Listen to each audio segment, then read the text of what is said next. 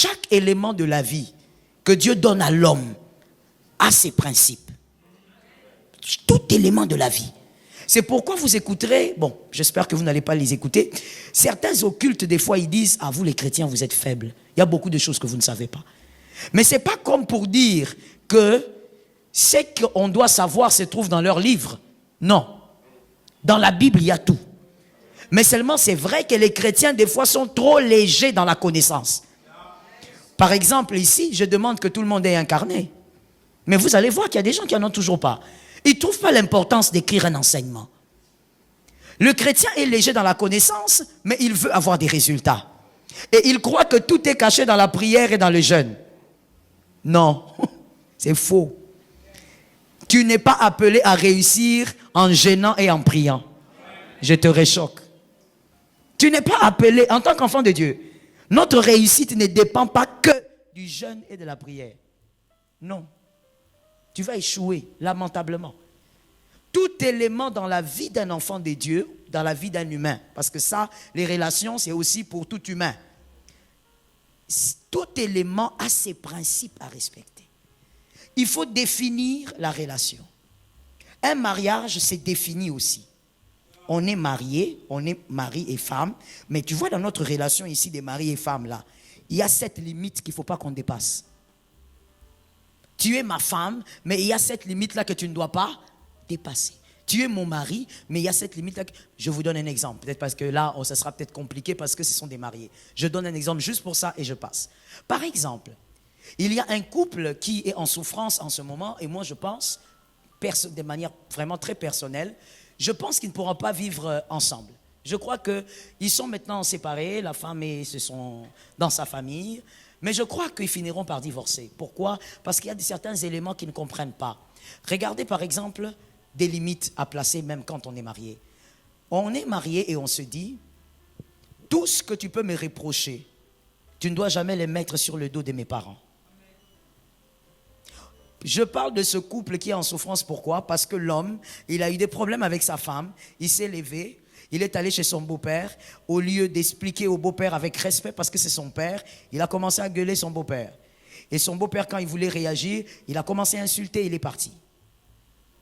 La famille de la femme a dit, même si le ciel descend, ils ne vont jamais pardonner ça. Pourquoi c'est arrivé? Parce que le couple n'avait pas compris que même dans la relation de mariage, on met les bornes. Un couple doit avoir des bornes, à ne pas franchir. Sinon, vous serez n'importe quoi et vous ferez n'importe quoi. Je rentre dans toutes tes relations. Quand tu as compris le sens de ta relation, tu dois mettre les bornes. Les bornes vous protègent et protègent la relation. Beaucoup de gens ont eu des problèmes inutiles dans les relations parce qu'ils n'ont pas mis les bornes. Beaucoup de pasteurs ont eu beaucoup de problèmes avec les fidèles, l'église. Ils sont devenus même aigris parce qu'il y a des gens qui ne savent pas qu'il y a des pasteurs qui sont aussi blessés. Ils pensent qu'il y a seulement des fidèles qui sont blessés. Non, il y a des pasteurs ici à Kinshasa très blessés envers les églises. Il dirige une église, mais sa tête là, il y a déjà autre chose dedans. Il a une manière de voir très bizarre. Pourquoi? Il a été blessé par les fidèles. Pourquoi il a été blessé? Parce qu'il n'avait pas mis les bornes. Les fidèles entrent partout. Les fidèles vont à la maison, les fidèles entrent dans la cuisine, ils entrent dans la salle de bain, ils entrent dans la douche, ils entrent dans la chambre. Non, la maison du pasteur n'est pas une église.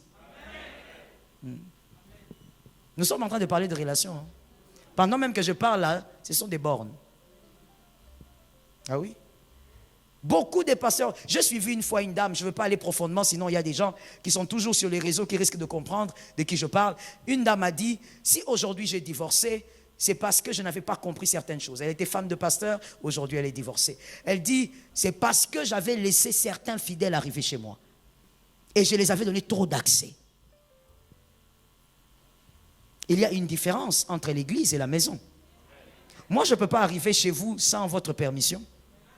Oui, je suis votre pasteur, mais je n'arriverai jamais chez vous sans votre permission. Si j'arrive chez vous, vous m'avez demandé de venir. Si vous ne me demandez pas, je ne viendrai pas. Même si vous avez deuil et que je dois venir, parce que c'est votre papa, c'est au premier degré, c'est votre papa, c'est votre mère, je dois venir à votre deuil, j'irai au deuil, je n'irai pas chez vous.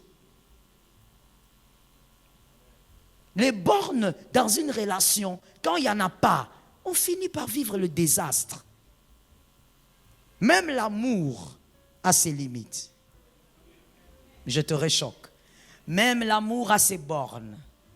Ainsi, quand on rentre dans Genèse, le maître de l'amour et lui-même est amour, c'est Dieu. La Bible dit, il ne venait pas voir le couple tout le temps. Il ne venait que le soir. Pourquoi Dieu ne venait pas tout le temps voir le couple? Parce que même lui s'était mis des bornes. Il y a un temps, je les laisse, un temps, je viens les voir. Si maintenant, pendant que je parle, tu as une relation, tu es ami à quelqu'un, vous êtes façon, vous êtes légume, vous n'avez pas des bornes, que Dieu te donne la force de placer les bornes.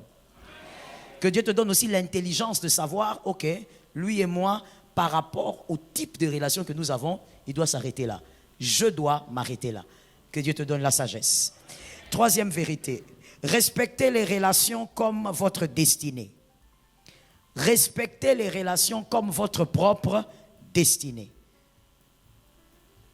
Sans les hommes, vous n'arriverez à rien. Peu importe votre intelligence, peu importe votre sagesse, peu importe votre onction.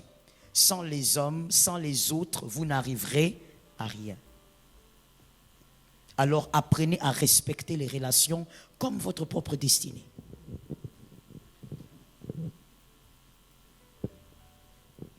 Respectez votre relation comme votre propre destinée. Ne soyez pas là, lorsqu'une relation se casse, ça ne vous dit rien. Lorsqu'une autre commence, ça ne vous dit rien. D'ailleurs, vous êtes même étonné quand une relation commence. Vous subissez les relations. À votre âge, vous êtes adulte, ne subissez pas. Quand une relation a commencé, sachez qu'une relation a commencé. Dans votre vie, votre destinée n'est pas un jouet. Respectez les relations autant que vous respectez votre destinée. Quatrième vérité. Aucun homme ne s'élargit sans les hommes. Aucun homme ne s'élargit, ne s'étend sans les hommes, sans les autres. Genèse 1, 28. Genèse 1, 28. Aucun homme ne s'élargit, ne peut s'étendre sans les autres, sans les hommes. Genèse 1, 28. Dieu les bénit et Dieu leur dit, soyez féconds. On ne peut pas être fécond seul. On ne se multiplie pas seul. Il faut qu'il y ait l'autre pour que la multiplication soit possible. Vous ne pouvez pas vous élargir seul, peu importe votre niveau d'intelligence. Vous avez besoin des hommes. Vous avez besoin des autres. Comprenez donc l'importance des relations. Cinquième vérité. Tous les hommes sont égaux. Tous les hommes sont égaux. Tous n'ont pas, par contre, la même importance stratégique dans votre destinée. Tous, par contre, n'ont pas la même importance stratégique dans votre destinée. Tous les hommes sont égaux. Tous, par contre, n'ont pas la même importance stratégique dans votre destinée. Vous devez respecter tout, surtout pour nous les Bantous, nous respectons tous les pères, mais tous les pères ne sont pas pères. Nous respectons tous les pères, mais tous les pères ne sont pas pères. Nous respectons toutes les mères, mais toutes les mères ne sont pas mères. Quand tu respectes tous les pères, mais il y a une seule source au milieu de tous. Un seul qui t'a mis au monde, qui est celui de ton géniteur. Tu ne lui donnes pas le même respect que l'autre papa à côté. C'est différent.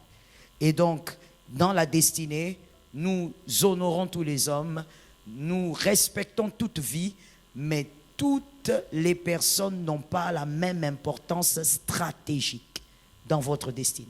Il y a des hommes que vous ne devez jamais rater. Il y a des femmes que vous ne devez pas rater. Je ne parle pas du mariage, je parle de la destinée. Il y a des personnes à ne jamais rater. Il y a des gens que tu peux rencontrer une fois. Il y a d'autres, tu dois rester avec longtemps pour que ta destinée soit bâtie. Ce sont les éléments de ta destinée. Tu ne blagues pas avec. Ainsi, ne croyez pas que votre destinée est semblable au voisin. Aidez-moi à dire à un voisin, je ne suis pas obligé de quitter celui que tu quittes. Est-ce que quelqu'un m'entend? Tu ne peux pas être comme un enfant. Non. Tu ne peux pas être comme une gamine. Ça veut dire que tu es là comme dans un mouvement, tu vis simplement comme dans un mouvement, sans analyse, sans définition. Et quand tu constates qu'une collègue, par exemple, commence à mépriser votre chef, toi aussi tu entres dans le mouvement. Oui, elle exagère, elle aussi. Qu'est-ce qu'elle pense? Ce n'est pas parce qu'elle a ce poste-là. C'est une femme comme nous. Attention, ce n'est pas une femme comme vous. C'est parce qu'elle a quelque chose de plus, qu'elle est assise sur une chaise plus élevée que vous. Il faut comprendre les choses. Ta collègue peut-être peut décider de devenir arrogante envers ce chef, mais toi et ce chef, vous n'avez pas forcément la même relation que ta collègue avec ce chef. Les destinées se diffèrent. Il ne faut pas être influençable dans la vie. Non, non, non, laisse-toi influencer par le Saint-Esprit. Yes, j'ai envie de dire grow, be smart. Ne te laisse pas influencer comme ça dans la vie. Tu n'as plus 12 ans. Aujourd'hui, même les garçons de 14 ans ne se laissent pas influencer. Il sait ce qu'il veut. Toi, tu es là. Et souvent, ce sont les femmes. Comme dans un mouvement. Ah oui, hein? Maintenant, c'est comment? C'est vrai. Ah, moi aussi, je ne suis pas d'accord. Tu n'es pas d'accord parce que l'autre n'est pas d'accord. Vous pouvez être au même lieu, mais vous n'avez pas la même destinée.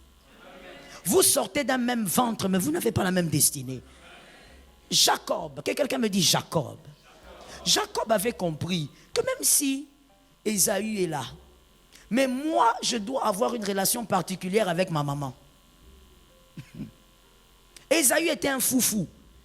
Il n'était jamais à la maison, un grand chasseur, il s'en foutait de papa et de maman. D'ailleurs, il n'avait même pas une bonne relation, même avec son père. Son père voulait simplement le bénir parce qu'il était l'aîné.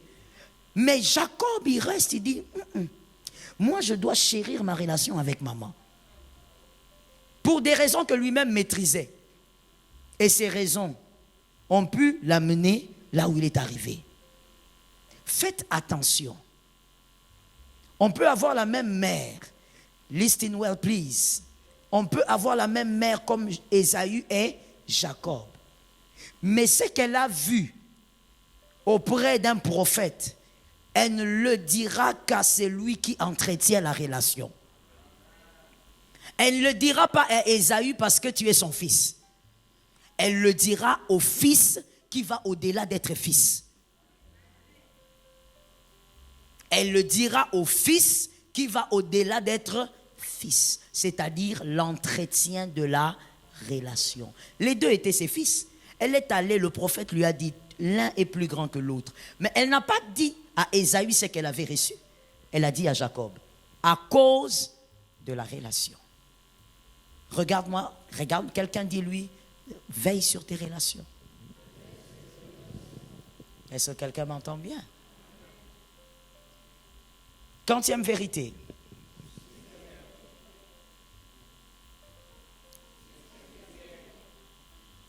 On se met tous sur le même diapason. 5e ou 6e? D'accord. 6e. Il y a des hommes sur le parcours de votre destinée qui ont l'équipement de la réussite de vos enfants. Il y a les hommes dans le parcours de votre destinée qui portent l'équipement de réussite de vos enfants. Que le Saint-Esprit nous aide à ne pas jouer avec les relations. Il y a des hommes, quand je dis hommes, c'est avec femmes, c'est avec un grand H. Il y a des hommes dans le parcours de votre destinée qui ont l'équipement de la réussite de vos enfants.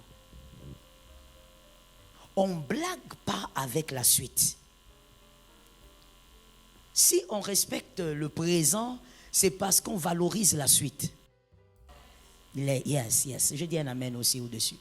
Si on ne blague pas avec le présent, on est sérieux avec le présent, on fait attention, on prie, on écoute Dieu, c'est parce qu'on respecte la suite. La valeur d'un homme, c'est sa suite.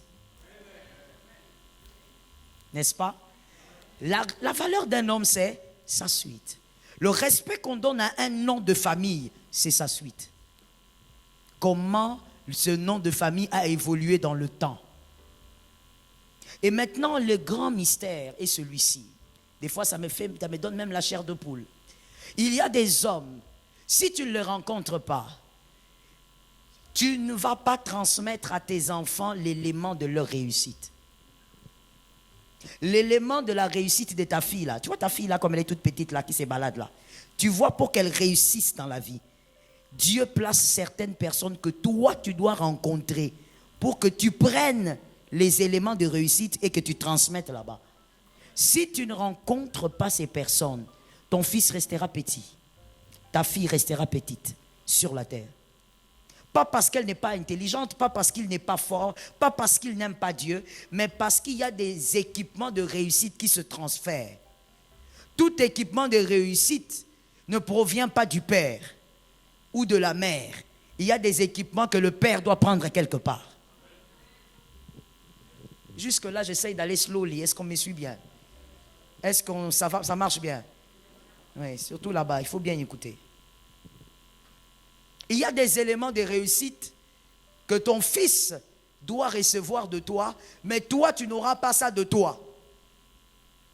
Tu auras ça d'un homme, d'une femme que Dieu a mis dans ton parcours. Je plains beaucoup les gens qui ne sont pas venus. Je ne sais pas comment ils vont faire pour écouter ça. Parce que si tu comprends ça dans les relations, mon frère, 2025, une autre couleur. Il y a des choses que tu n'as pas eues en 2024. C'est seulement un peu de brouhaha dans tes relations. Ça, là, ça doit t'aider à voir les choses un peu clairement et à mettre de l'ordre. Prenez cette écriture, s'il vous plaît. 2 Samuel 9, 6. 2 Samuel 9, 6. 2 Samuel 9, 6. Et Méphibosheth, fils de Jonathan, fils de Saül, vint auprès de David. Je veux d'abord vous expliquer cette écriture pour comprendre le poids de cette écriture. On parle de quelqu'un et on commence par son nom. On dit qu'il s'appelait Méphibosheth. Pour ceux qui ne lisent pas la Bible, je tiens à préciser qu'il était perclus des pieds. Il avait des problèmes de jambes, il ne marchait pas parce que la nounou l'avait fait tomber pendant la guerre. Pendant qu'il fouillait David, la nounou a fait tomber l'enfant de Jonathan. Qui est Jonathan, le père de Méphibosheth? C'est le fils de Saül. Voilà pourquoi on dit Méphibosheth, fils de Jonathan, fils de Saül. On veut vous amener quelque part au fait. On veut vous ramener à Saül. Qui était Saül? Saül était roi. On veut vous dire que celui dont on va vous parler maintenant, il sort de la lignée. Et que si Saül est roi, Jonathan est qui? Merci. Si Jonathan est prince, Méphi, il est qui? Moi, je l'appelle souvent Méphi. Méphi, il est prince. Donc ici, Samuel le prophète, quand il écrit, il veut nous faire comprendre qu'est-ce qui se passe dans la vie de qui? Vous devez savoir de qui il s'agit. Il ne s'agit pas d'un parvenu. Il s'agit d'un prince. Le prince, maintenant, il va voir David qui est roi. Parce que, évidemment, si David est roi, la lignée de Méphibosheth a perdu le trône. Ils n'ont plus le trône. Il va voir David qui est roi. Tomba sur sa face et se prosterna. Le prince se prosterne devant le roi David. David dit, Méphibosheth. Il répondit, voici ton serviteur. Donnez-moi le 7 s'il vous plaît. David lui dit, n'aie craint point, car je veux te faire. Il y a un mot là très intéressant là. C'est quoi là-bas? À cause de Jonathan. Je ne veux pas te faire du bien parce que tu es prince. David aussi était très malicieux quand même. Ça veut dire qu'il avait beaucoup de bornes quand il parlait. Il lançait beaucoup de piques. Il lui dit, quelqu'un déjà qui est perclus de pieds, n'est-ce pas qu'il est faible? Il est dans la position de faiblesse. Peut-être qu'il était venu avec une chaise roulante où on l'avait peut-être porté. Il est déjà dans la position de faiblesse. Mais David lui dit, tu sais quoi? Je ne te ferai pas du bien parce que tu sors d'une lignée royale. Maintenant, c'est moi qui suis roi. Mais si moi je vais te faire du bien, c'est parce que j'ai connu quelqu'un. Ton fils va entrer quelque part parce que toi, tu auras connu quelqu'un. Et tu auras pris l'équipement et tu vas transmettre chez le fils. Je vais choquer. Oui, je vais un peu choquer. Tu sais, aujourd'hui, il y a des jeunes gens, surtout des jeunes gens. de jeunes filles, des jeunes garçons qui ont du mal à percer dans la vie, pas parce que le Congo a une situation difficile, non, mais parce qu'ils ont eu des pères qui n'ont rien donné, qui n'ont rien donné. Ils ont eu des mères qui n'ont rien donné. L'enfant se bat seul. Oui, je veux répéter ça bien. Ici, il y a des jeunes, même dans cette église, qui se battent beaucoup. Des fois, moi-même, quand je regarde mon propre fils, je dis, ah, ce garçon se bat. Mais même quand il se bat beaucoup, là, le résultat est maigre. Et tu regardes, tu as compassion. Mais Dieu t'explique, il dit, Joël, tu peux avoir compassion, mais les principes répondent à un principe. C'est-à-dire, même si tu prends, tu lui donnes $1000, le $1000 là où quelqu'un d'autre va percer facilement, lui va d'abord subir quelques pertes, et puis il perce avec beaucoup de peine. Pourquoi? Parce que la vie n'a pas été faite comme ceci. Je descends, je descends, je descends. Non, la vie a été faite comme ceci. Papa descend, et puis il me laisse descendre. Qui n'a pas compris? Celui qui n'a pas compris, je réexplique. La vie a été faite comme ceci. Moi, papa de quelqu'un, je descends et je m'arrête. Et je prends mon fils à partir de là où je suis. Je lui dis, fais le reste. Mais il y a des fils dans cette salle et des filles qui, depuis le début, ils descendent seuls. La personne que papa devait rencontrer pour communiquer l'équipement à son fils, à sa fille, pour réussir, soit papa n'a pas rencontré, soit papa ou maman ont rencontré, mais ils ont blagué avec la relation. Yenani, akope sanga nini, nyon se zarambongo te. C'est pourquoi j'ai pitié de ceux qui ne sont pas là. Je ne sais pas comment ils vont faire pour se rattraper. Parce que si tu ne comprends pas les mystères des relations, on peut même te connecter à des grandes relations. Tu ne vas rien faire. Tu ne vas rien faire. Au contraire, combien de fois moi j'ai eu des gens qui sont venus me dire, pasteur, mais c'est qui que vous m'avez envoyé comme ça là?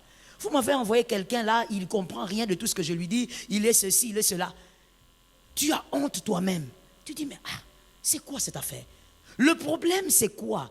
C'est pas lui donner quelque chose. Les résultats, listen to me, n'émanent pas de ce qu'on vous donne. Les résultats émanent de l'équipement. J'explique ça autrement. Si on ne t'a pas équipé à bien gérer l'argent, même si on te donne l'argent, tu ne feras rien. La gérance, c'est ça l'équipement. Mais maintenant, il y a des hommes, vous, assis ici, vous serez père demain, vous serez mère demain. Dans la destinée, Dieu place des gens que vous devez rencontrer pour prendre l'équipement pour que vos fils réussissent. Vous devez transmettre l'équipement là à vos fils et à vos filles. La Bible dit, il dit, je vais te faire du bien à cause de ton papa. Je te rendrai toutes les terres de Saül. Tout ce qu'on vous avait pris, parce que quand il est devenu roi, on a tout arraché. Je rends. Ton père, et tu mangeras toujours à matin. Il ne mange pas à la table parce qu'il était prince. Il mange à la table parce que Jonathan avait bien négocié. J'ai béni quelqu'un, ça tombe sur moi-même. Et ce que je veux dire tombe d'abord sur moi-même. Dans la vie, il faut apprendre à bien négocier dans les relations. Je l'ai déjà dit plusieurs fois et je le redirai toujours. Un enfant, c'est celui qui dit « Allons, wakuna ». Et puis quoi?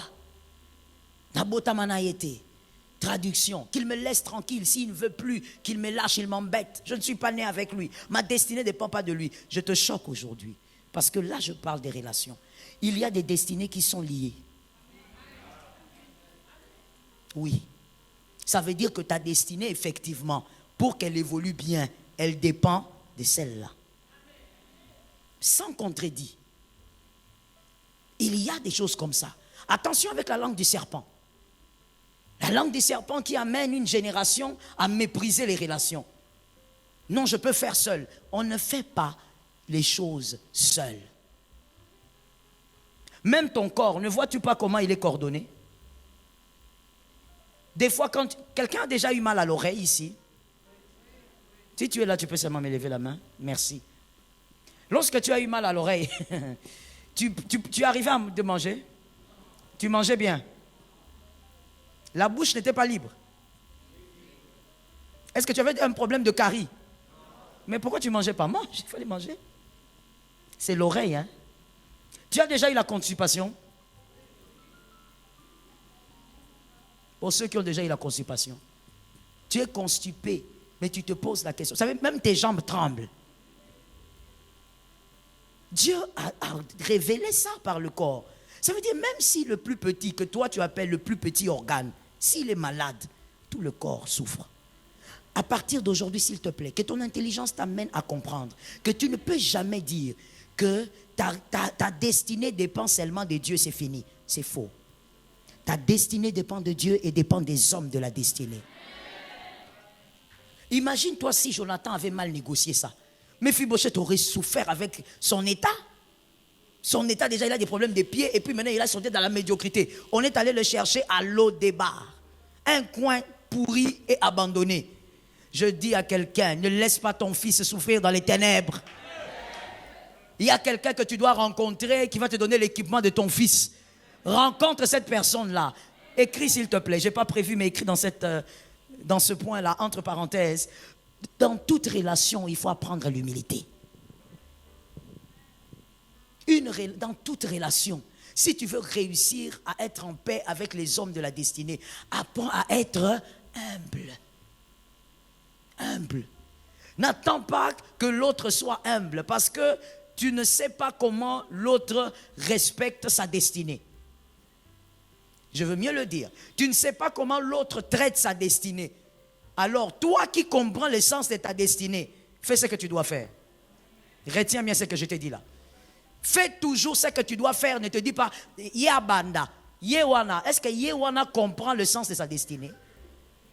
Peut-être que pour lui, sa destinée ne veut rien dire. Pourquoi tu veux suivre, oh let me say it. Pourquoi tu veux suivre un insensé? Pourquoi tu veux suivre le mouvement de celui qui n'a pas de tête? Il est comme une sardine. Attention, toi tu comprends le sens de ta destinée. Quand il faut t'humilier, tu t'humilies. La Bible dit l'humilité. Oh, tu regardes comme ça, tu dis, en 2025, Dieu m'a fait promis que j'allais aller dans le monde. Et Dieu te fait rencontrer quelqu'un qui fait 2-3 voyages. Et toi, tu es là en train de dire, oh, moi aussi j'ai déjà fait Dubaï, Suisse. Reste un peu calme, non, mon frère? C'est quoi? Hein? Est-ce qu'on se comprend un peu dans ces choses ici? Oui. Let me shock you again.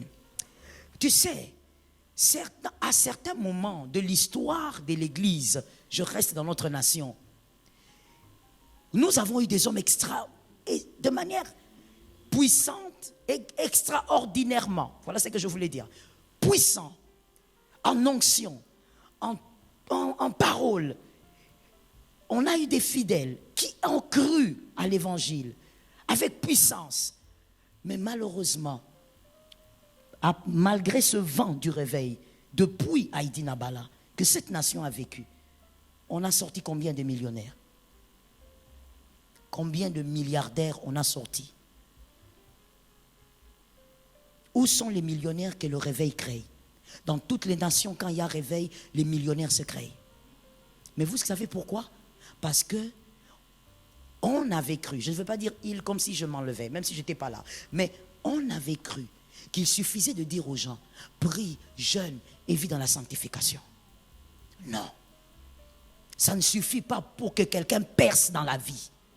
Pour qu'il y ait des millionnaires enfants des dieux là, ça ne suffit pas. Pour qu'il y ait des vrais millionnaires qui n'ont pas besoin d'aller chez les occultes devenir homosexuels. Non. Je prie au nom de Jésus que Dieu sorte des millionnaires dans cette nation. Mais des millionnaires vrais et purs. Des millionnaires qui vont bâtir des entreprises. Les enfants de Dieu vont travailler dans la justice. C'est quel mouvement spirituel qui n'a pas des millionnaires? Vous allez faire comment pour dominer sur les pouvoirs des ténèbres financièrement? Il ne faut pas seulement chasser les démons. Il faut aussi, quand tu vas au travail, tu es capable d'avoir un travail sans devenir des fois. Oui. Toi, tu es mon fils ici, moi je te connais, que tu es un homme. Et puis après quelque temps, je te vois avoir des tics un peu étranges. Tu commences à marcher comme un dauphin. Tu as des tics un peu, je ne comprends pas. Je regarde, je dis, c'est quoi? Oh, c'est parce que tu es allé quelque part, on t'a dit $2000, tu veux ce salaire-là, tu dois devenir 2 fois. C'est quoi cette affaire?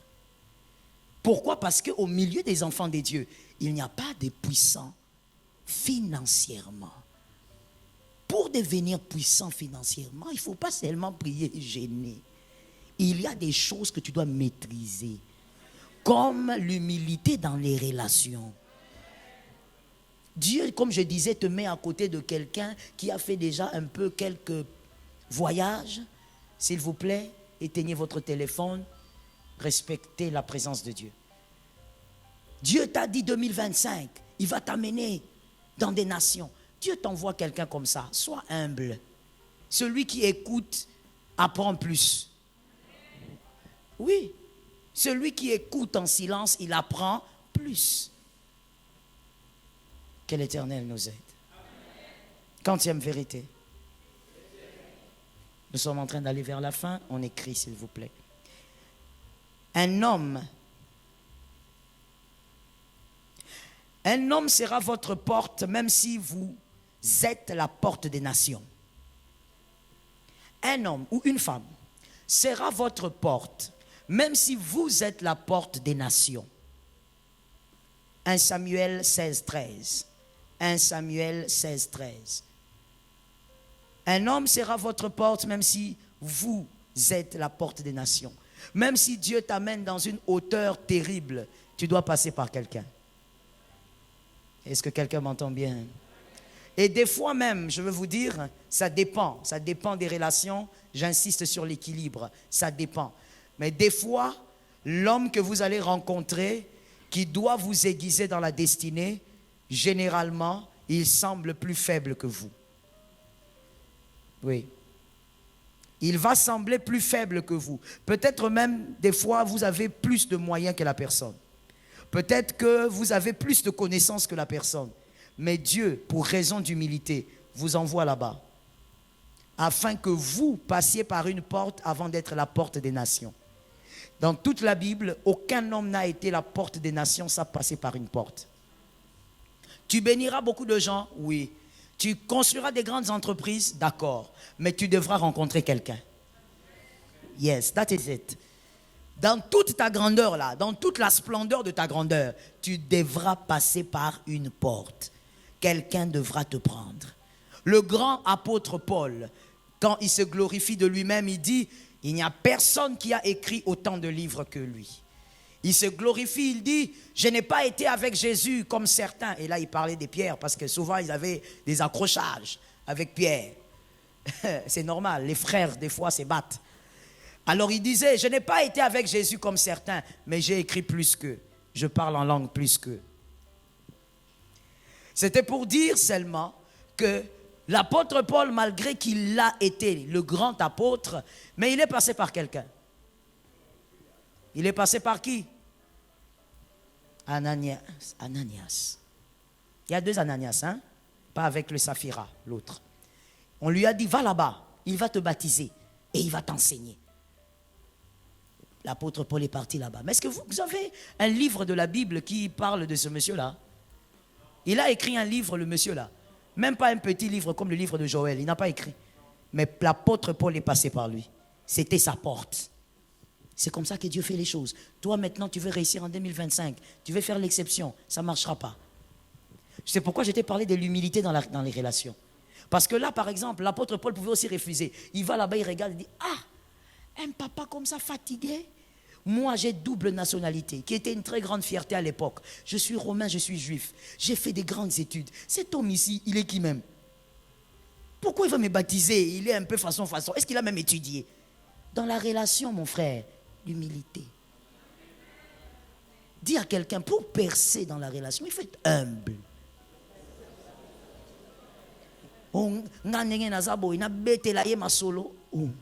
Frère, comme moi je suis là, est-ce que moi je peux parler à cet homme? Qu'est-ce qu'il a à me dire? Attention. Attention. Toi, tu trouves qu'il n'a rien à te dire, mais Dieu l'a placé là pour toi. À toi de décider maintenant. Soit tu fais la volonté de Dieu, tu évolues, soit tu restes dans ton orgueil et tu ralentis ta destinée. Et là, nous avons quelqu'un qui s'appelle David. David est le grand roi connu. Mais avant d'être David, il faut voir Samuel. Ah, il faut voir Samuel, messieurs. Samuel, il n'a pas dirigé le peuple avec puissance comme David. Mais tu dois passer par Samuel. Oui. Samuel ne s'est jamais mis sur un trône. Mais toi, tu dois passer par Samuel. C'est l'erreur de beaucoup de gens. Des fois même en ce siècle. Oh, moi, je suis un grand prophète. Yazanan. Moi, je suis un grand prophète. Lui, il est qui? Comment il va m'encadrer? Oh. Est-ce que tu comprends seulement les mystères des relations? Samuel doit te oindre. Même si Samuel n'a jamais été roi et ne sera jamais roi. Tu dois passer par Samuel. N'oublie jamais ça. Ne sois pas dans l'orgueil, ne sois pas dans des fausses analyses. Donc moi, comme je suis là, Dieu va m'envoyer seulement quelqu'un de ma taille. Quelle taille? Quand Dieu veut vous enseigner, retenez ça s'il vous plaît, il vous brise d'abord. Il n'y a pas d'enseignement de la vie sans brisement. Il n'y en a pas. Tout ce que Dieu va vouloir t'enseigner dans la vie, il va passer par un certain brisement. Si toi tu me dis non maman, j'ai appris ça sans brisement, c'est que tu n'as pas appris d'abord. Et deuxièmement, tu n'as pas compris ce que Dieu voulait faire. Dieu brise et il t'apprend. Parce que Dieu préfère, selon les Écritures, nous le voyons, Dieu préfère que sur des trônes élevés, qu'il y ait des hommes humbles. Tant que l'homme humble sera sur un trône, il reconnaîtra que c'est Dieu qui est là. Tu as vu pourquoi David est bien mort, hein? David est bien mort. Il est mort sur le trône. Parce que Dieu n'avait pas tort. Il a dit celui-là, il a le cœur que je cherche. Il restera avec le cœur que je cherche. Et David, malgré ses bêtises, il est resté avec Jésus. Il va, il fait sa connerie, il rentre à Dieu, il pleure là-bas, il reste sans vêtements, il se jette la cendre, il dit, même si je fais des conneries, c'est toi qui restes mon papa. David agissait comme un homme de la nouvelle alliance. Il dit, moi je serai avec toi. Si tu veux me punir, tu me punis. Mais je suis ici. Et David est mort sur le trône. C'est très rare. Pourquoi? Parce que David avait compris les mystères des relations. Que Jésus t'aide dans l'humilité. Quantième vérité. 8e vérité. La mauvaise lecture d'une relation peut empêcher votre élargissement. La mauvaise lecture d'une relation peut empêcher votre élargissement. Il y a un frère, il y a quelques années, qui était venu me dire, maman, je crois que telle sœur, je crois qu'il y a même 3 ans, telle sœur est ma femme. Je lui ai dit, comment tu sais? Non, mais parce qu'on s'entend bien, on rit beaucoup, on est tout le temps ensemble. Je lui ai dit, ce n'est pas l'amour que tu ressens, c'est la proximité dans l'église.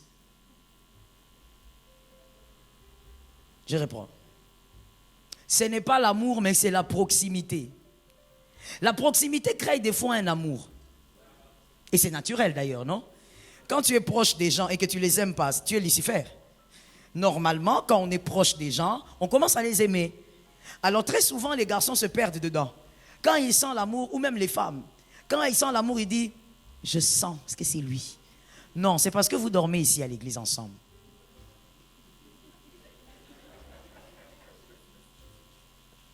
Je ne comprends pas. Comment on rit comme ça? J'ai choqué quelqu'un ou bien? D'accord. Non, c'est parce que seulement, tu vois, de temps en temps, toi tu dors à gauche, elle dort à droite. C'est tout. Et puis comme aussi, en tout cas, les gens qui sont à l'église. Et puis comme aussi, quand on dit Amen, Amen, on vous laisse ici, vous causez jusqu'à 2 heures du matin. C'est la proximité. Ce n'est pas la divinité. Ce n'est pas une révélation, c'est la proximité. Je lui ai dit, frère, c'est parce que vous êtes seulement côte à côte, tu vois, c'est ça. Il ne me croyait pas. Il me disait, maman, c'est la femme de ma vie. Après, ça a évolué. Maman, je la rêve. Mais c'est normal que tu la rêves. Ce que tu aimes, tu vas rêver. Mais c'est normal. Est-ce que tu comprends que le cerveau ici a un fonctionnement? Toi, tu crois que le cerveau est spirituel? Oh my God. Oh, soyons des chrétiens comme l'apôtre Paul a dit. Ajoute à la foi la connaissance, ainsi que la science. Hein? Le cerveau n'est pas spirituel, non. C'est comme un petit robot que Dieu a fabriqué. Il a son fonctionnement. Un jour, j'étais en train de me plaindre des migraines et tout. J'ai appelé l'un de mes médecins, parce que les deux sont mes fils. Hein. Moi, je mange maison. Je consomme maison. L'un, je l'ai enseigné à l'école du dimanche. Il avait 9 ans, 10 ans, je crois. Aujourd'hui, il est médecin. Et donc, ça fait partie aussi de mes médecins privés. J'appelle l'un d'eux, j'ai dit, regarde comment je me sens, tout ça. Il me dit, maman, tu sais, ton cerveau tourne même quand tu dors. J'ai dit, Malo là, qui m'a envoûté que j'envoie le feu? Il me dit, non maman, tu es en train de travailler ta tête. Ta tête travaille même sans toi. Il y a un temps où le cerveau doit aussi se reposer. Même s'il ne se tait pas complètement, il doit aussi se reposer. Mais toi, il m'a posé la question. Il m'a dit, n'est-ce pas que quand tu te réveilles, tu as des idées? Moi, je dis, mais moi, je croyais que les Nzambé à l'école.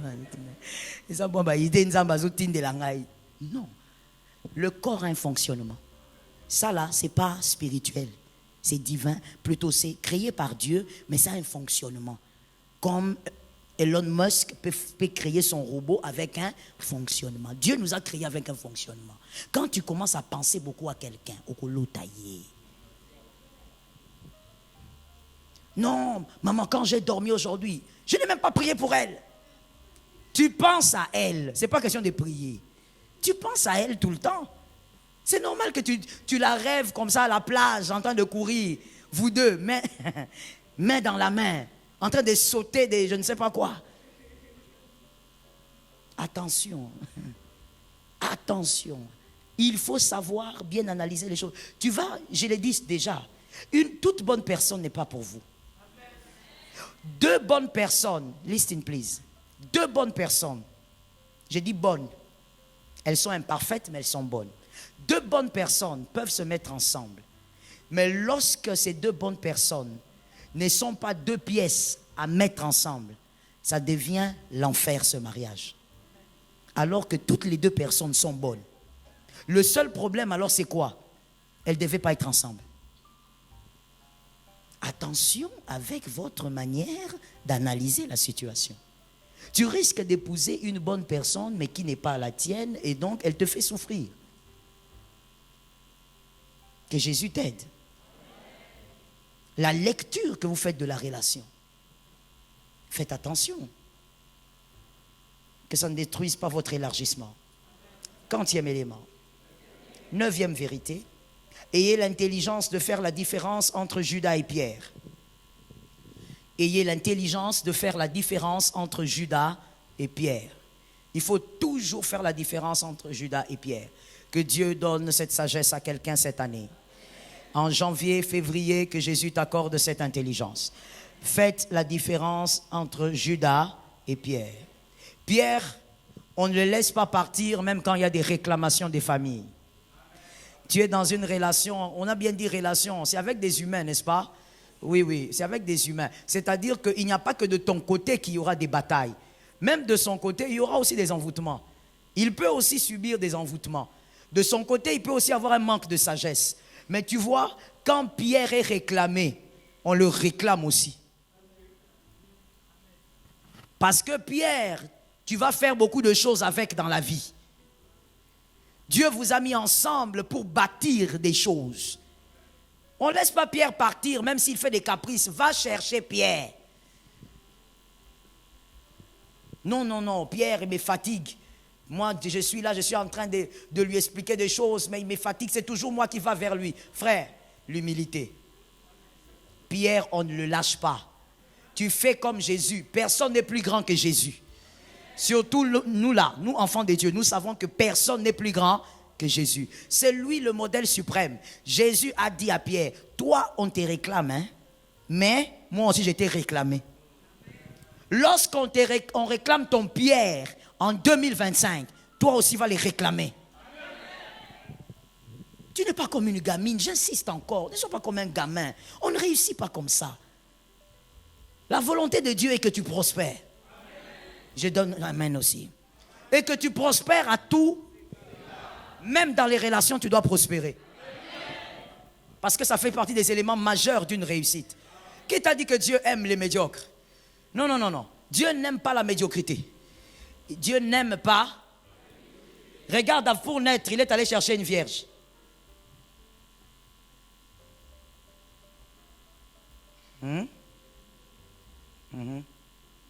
Dis à un voisin, il est allé chercher une vierge.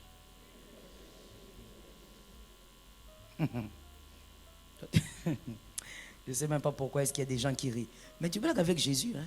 On dirait autant est bien té. Il faut bien lire qui est Jésus, qui est Dieu. Il est allé chercher une vierge. Quelqu'un va me dire, non mais vous savez pasteur, c'est parce qu'il fallait que ce soit une femme que personne n'a connue. Frère, personne n'a connu là. Si on veut être brut et brutal, ça veut dire quoi? Ça veut dire quoi? Ça veut dire que Dieu, quand il passe quelque part, il veut avoir l'exclusivité. Au point où, même quand il était dans le sein de Marie, il s'est organisé pour que Joseph ne passe pas. Il dit à Joseph, battez la maboko. Joseph a souffert, hein? Un jour, je vais prêcher sur Joseph. Je vais te présenter un enseignement sur Joseph. Il y a beaucoup de leçons de sagesse au travers de cet homme. Il a trop souffert. Avant de se marier, d'abord, abstinence. Il est forcé d'épouser une femme qui est enceinte de Dieu. Mon fils héritier, c'est compliqué. Ça veut dire, on lui dit que ta femme est enceinte du Saint-Esprit. Même aujourd'hui, toi, tu vas refuser. Aujourd'hui, tu connais la Bible, mais tu vas refuser. Mais lui, maintenant, qui n'avait pas tous les éléments que nous avons, que le plan des dieux, le projet, il n'avait pas tout ça. On lui dit, le Saint-Esprit. Ah. Est-ce que je peux choquer quelqu'un? Est-ce que vous vous rappelez que quand on a dit à Joseph que ta femme, ta fiancée, ta femme, elle est enceinte du Saint-Esprit. Vous savez que Joseph ne savait pas ce que c'était le Saint-Esprit. Lisez la Bible. Il n'était pas révélé. Même Marie ne savait pas ce que c'était le Saint-Esprit. La révélation du Saint-Esprit est venue avec Jésus. C'est Jésus qui a essayé d'expliquer avant sa mort qu'un consolateur viendra. Mais quand on dit à Joseph, l'Esprit de Dieu couvrira. Ah, l'Esprit là est comment? Donc le gars, il a souffert d'abstinence avant. Pendant les 9 mois, on lui dit, Joseph, même les bisous, tu n'approches pas. Regarde comment Dieu fonctionne. Dieu, il est le top de l'excellence. Non, il ne badine pas avec l'excellence. Au point où je peux encore te donner d'autres éléments. Il naît dans l'étable. Lui-même, il est Dieu. Il dit, bon, je vais naître dans l'étable parce que je dois aussi être le libérateur de ceux qui sont enfermés par la puissance de la pauvreté. Il naît dans la faiblesse. Mais même dans la faiblesse, Dieu donne l'ordre. Que les mages viennent donner l'ordre ici. Cette salle ici sent mauvais. Ils sont venus avec la myrrhe. Ils sont venus avec des parfums chers. Certains parfums, le prochain parfum cher, selon l'histoire écrite, est arrivé lorsque Jésus faisait le ministère avec Marie. Mais le premier, c'est d'abord à sa naissance. On a amené toutes ces choses. Localise-moi quelqu'un, dit lui, il est le maître de l'excellence. Alors, il veut t'amener aussi à l'excellence et tu dois comprendre les mystères de l'excellence. Pierre, même s'il boude, on le cherche. Pierre, tu vas finir de bouder ici. C'est pourquoi Ilias, je donne un conseil, ça c'est un conseil. Il y a des couples, à un moment donné, frère, dans la vie, il faut arrêter de bouder, de vous bouder. Parce qu'il y a des couples qui sont ensemble pour la beauté de l'amour, mais il y a des couples qui sont ensemble parce que c'est une mission. Ça veut dire, au-delà de vous aimer, vous avez compris avec Dieu que votre couple est une mission. Et pour la famille et pour le monde. Il y a des choses que vous ne faites pas, pas seulement parce que vous vous aimez, mais parce que vous comprenez que vous êtes une mission. Quand tu localises Pierre, celui avec qui tu feras des grandes choses en 2025, tu le laisses partir. Parce qu'il est fâché. Parce qu'il a dit, toi tu ne me comprends pas, je te bloque. Tu me bloques, tu me débloqueras. Est-ce que quelqu'un m'entend? Voilà pourquoi je t'ai parlé de l'humilité à un moment. Sans humilité, tu ne vas parvenir à rien. À des moments, il faut regarder ton âge et te dire, ça ne ressemble pas à mon âge. Tu sais que c'est Pierre. Dieu t'a parlé de cette personne. Dieu t'a dit que cette personne, vous allez faire des grandes choses. Elle va te communiquer des grandes choses. Si elle a des réclamations familiales, toi brise ça. Tu rentres chez toi, tu écris son nom, tu mets sur la table, tu dis au nom de Jésus. Pierre, là où tu es, je détruis l'envoûtement qui te poursuit. Notre relation ne se brisera pas au nom puissant de Jésus. Judas peut se pendre, pas Pierre. Judas peut partir, pas Pierre. Judas est un envieux, est un aigri. Il peut. Pierre, il a des caprices aujourd'hui, mais c'est un vaillant. Les bonnes relations se bâtissent aussi par des visionnaires. Est-ce que quelqu'un m'a capté? Oui, si tu es un visionnaire, tu sais regarder, comme j'ai dit au début, tu sais définir la relation. Tu comprends, tu dis, cette personne ici, elle a peut-être ni or ni argent, mais elle a des choses à me communiquer. Je ne lâche pas jusqu'à ce que Dieu doit faire ça complice. Il y a quelqu'un à qui on disait, frère, viens s'il te plaît. Venez s'il vous plaît. Il y a quelqu'un à qui on disait, toi tu t'attaches, donnez-moi votre prénom s'il vous plaît. Nanon, c'est ça non? Non, hein. Il y a quelqu'un à qui on disait, toi tu t'attaches à Nonon. Ah, mais tu ne comprends pas. Toi tu ne sais pas combien de personnes se sont attachées à Nonon Bakima. La personne aussi, elle dit, hey, c'est dangereux de rester ici. La personne vient me voir. Elle me dit, regardez, maman, on m'a dit ça. Je lui ai dit, mais est-ce que tu comprends le sens de ta destinée? Ceux qui ont fui savent pourquoi ils ont fui. Toi, avec Nonon, tu ne sais pas pourquoi Dieu vous a mis ensemble.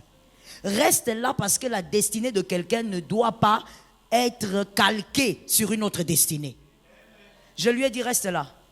Aujourd'hui, cette personne-là ne cesse de me remercier. Des fois même, je lui dis, maintenant tu me remercies seulement avec des textos. Ah, pasteur Maria, nous souffrons. Les pasteurs souffrent. Maintenant tu me remercies seulement avec des textos. Ça s'arrête là.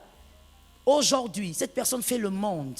Cette personne, par la grâce de Dieu, Dieu lui donne ce dont elle a besoin. Mais parce qu'elle est restée connectée à cette personne-là, ce fameux nonon-là, auprès duquel, quand il était arrivé, tout le monde lui disait, oh, va la terre. Il y a des gens qui ont été plus forts que toi, Bakima. Toi, tu crois que toi, tu vas rester. Et heureusement pour lui. Et aujourd'hui, il est ce qu'il est à cause de deux choses. Premièrement, parce qu'il avait écouté le conseil. Ce n'est pas d'abord non. C'est parce qu'il avait écouté quand on lui avait dit Kolanda Te. Est-ce que quelqu'un peut m'aider à dire à un frère, dis-lui, frère, Kolanda Te. Va t'asseoir. Apprends à ne pas être influencé par des choses comme ça.